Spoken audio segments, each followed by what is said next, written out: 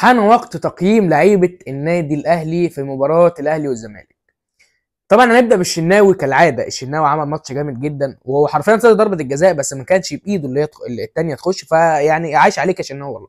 7 من 10، كنت جامد قوي. روح لطاقم الدفاع، والله طاقم الدفاع يعني عمل شوط حلو وعمل شوط كارثي.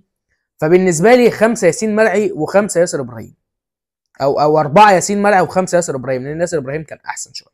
وضربه الجزاء اللي ياسين مرعي ما لهاش اي لازمه ان انت عملتها.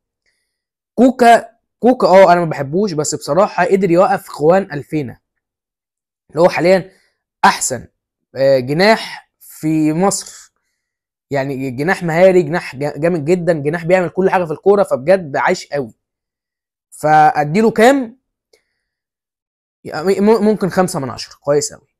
وبجد عاش عليك الماتش دوت، اللي انت قدرت توقف اللاعب دوت.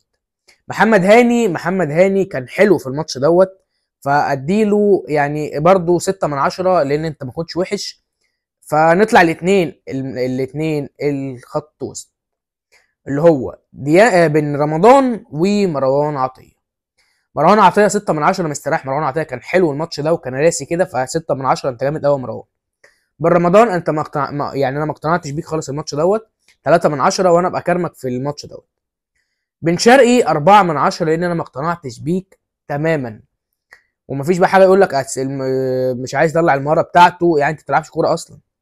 محمد طاهر 3 من 10 برضه ما اقتنعتش بيك. شريف 4 من 10، يعني حاولت ولميت، او 5 من، خلي شريف 5 من 10 عشان الفنت اللي عمله قدام حسام عبد المجيد ده بصراحه وداه يجيب لب، فجامد قوي.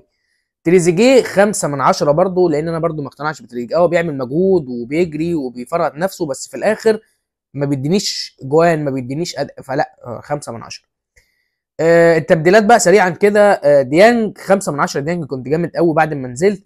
احمد رضا طبعا ما لحقتش اقيمك لان انت ما لحقتش تلعب. عمر كمال 0 من 10، ولو ينفع اديك سالب 3 من 10، مش هتردد لحظه. طبعا الشحات النينجا بتاع الماتش 8 من 10، كنت احسن لاعب في المباراه، نزلت عملت تاثير وضرب الجزاء وجبت جون. انت جامد قوي يا ابني اقسم بالله. عبد القادر 5 من 10. عبد القادر نزل، انا بصراحه اقنعني احسن من بن شرقي. فبجد الشحات وعبد القادر تفوقوا على نفسهم في الماتش ده. طبعا الشحات عمل مجهود خرافي. فقولوا لي رايكم بقى في التقييمات، وسلام.